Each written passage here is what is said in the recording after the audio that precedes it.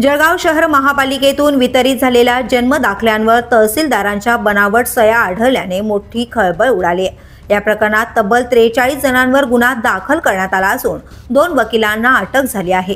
या प्रकरणाचा मागोवा घेण्यासाठी माजी खासदार किरीट सोमय्या यांनी जळगावचे पोलीस अधीक्षक डॉक्टर महेश्वर रेड्डी यांची सोमवारी भेट घेतली।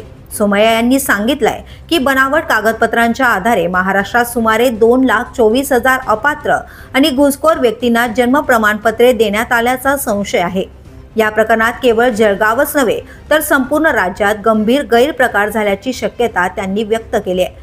जळगाव महापालिकेत फेब्रुवारी महिन्यात दाखल झालेल्या तब्बल 50 प्रकरणांपैकी केवळ 7 दाखल्यांवर तहसीलदारांच्या अस्सल सह्या असल्याचं स्पष्ट झालंय, तर उर्वरित 43 दाखल्यांवर बनावट सही आणि शिक्के असल्याचं निष्पन्न झालंय।